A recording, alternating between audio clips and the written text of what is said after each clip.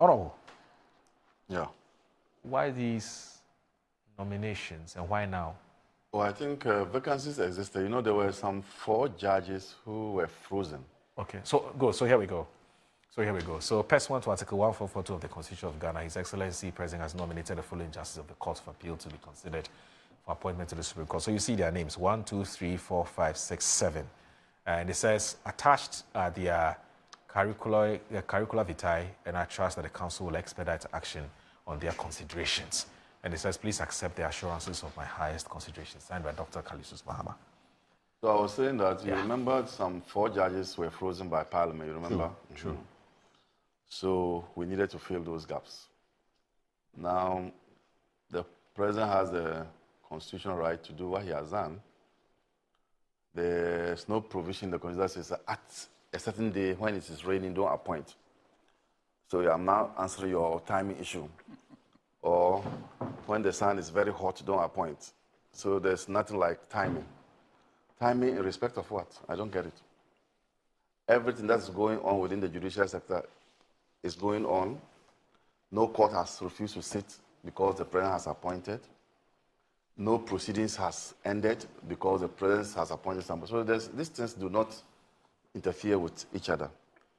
So now these are Court of Appeal judges who have distinguished themselves. Nobody, the name's the Senor Jamofe, who is one of the senior most judges who has marked time. Sir John, as I just said, Dennis, another excellent guy. So these are judges who have distinguished themselves, and I know almost all of them. And so these are not actually persons who are coming from outside. And every judge who, or anybody who enrolls as a judge, will definitely want to end up at the apex court. And so they have earned their call, and I don't see anything absolutely wrong with this. These are not political party appointees. These are appointees who were already in the system, and I'm sure some of them, the previous government would have appointed them to where they are now, and they are now being elevated. So, for instance, when you look at Hafisa Amal Baba, she was actually appointed to the Court of Appeal by the previous administration, and now she's being elevated.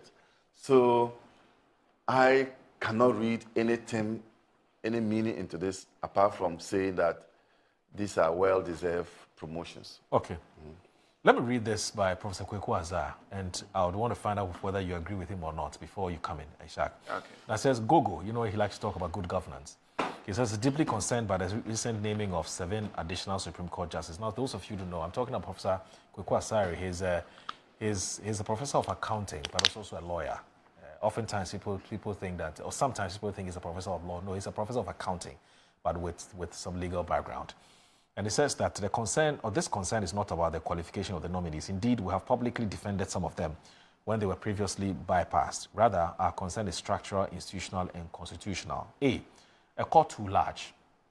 The Supreme Court currently has 12 justices. If all 7 nominees are confirmed, the bench will expand to 19, making it one of the largest Supreme Courts in the world. For comparison, then he says U.S. Supreme Court has 9 justices, South Africa has 11, Kenya has 7.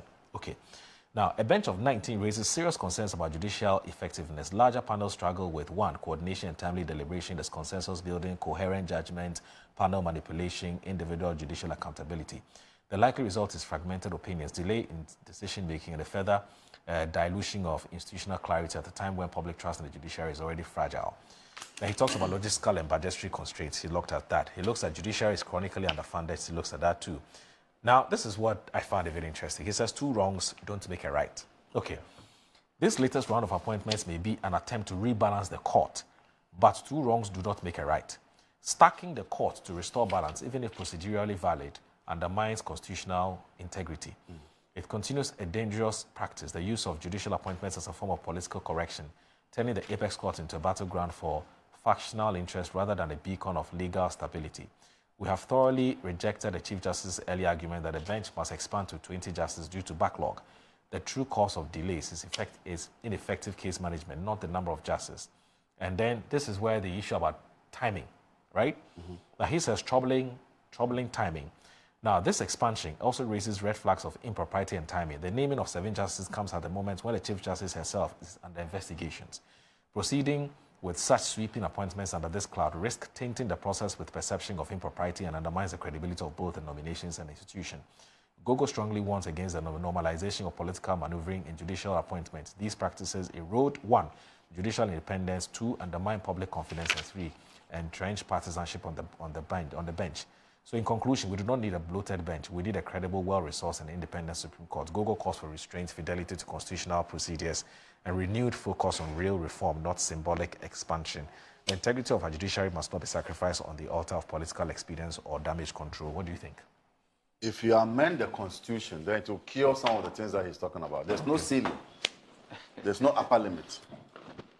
So once there's no upper limit, you can't falter the president for making those appointments. The next thing, too, has to do with what he spoke about. Balancing the court.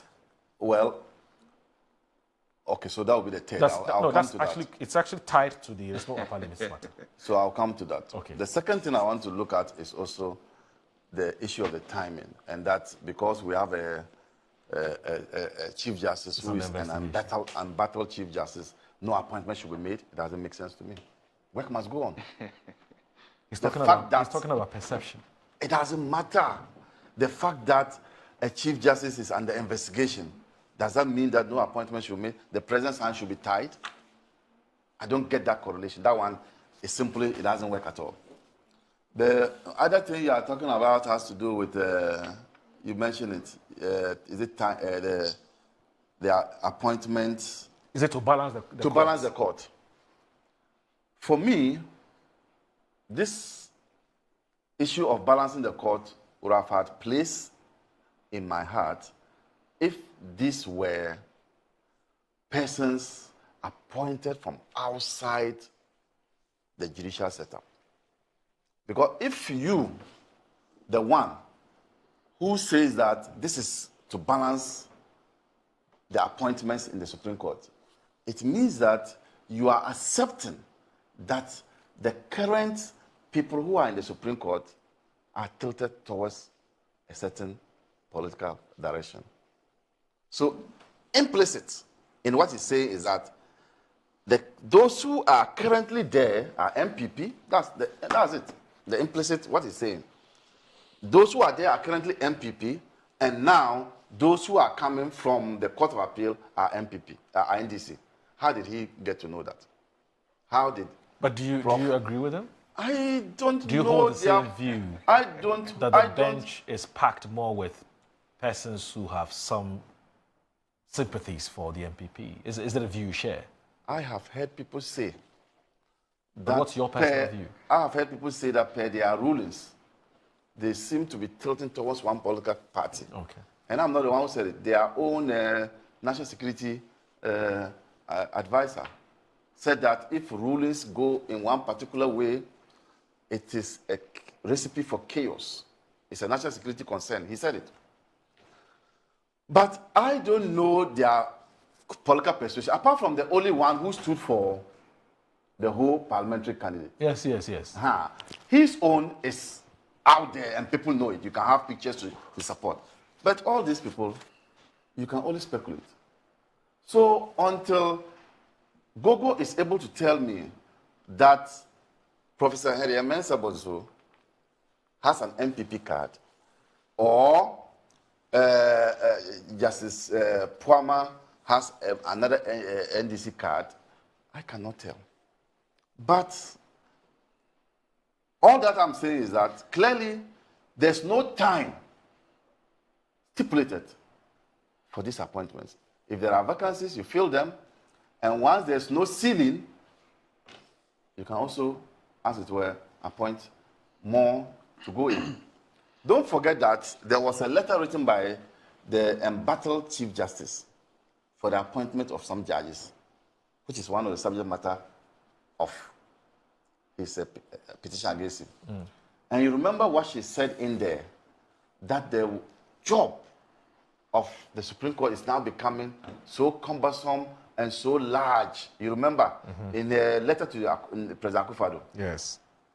So the fact that the Supreme Court itself is yearning for more judges to come on board speaks to disappointment, and that disappointment is actually relevant because the practitioners at the Supreme Court are themselves saying that they are overwhelmed by the job.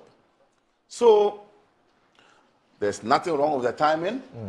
2, the Chief Justice is before a committee, and that doesn't mean that appointments should not be made because she is before a committee. And 3, I cannot see how these appointments, which are coming from within the Court of Appeal, they are not coming from outside, they are coming from within the Court of Appeal, are meant to balance what is already in existence. For me, the President has exercised his right.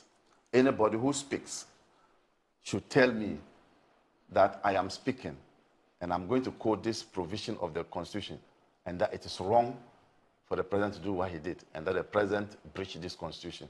In the absence of any breach, I cannot sit here and falter the President's action. Okay.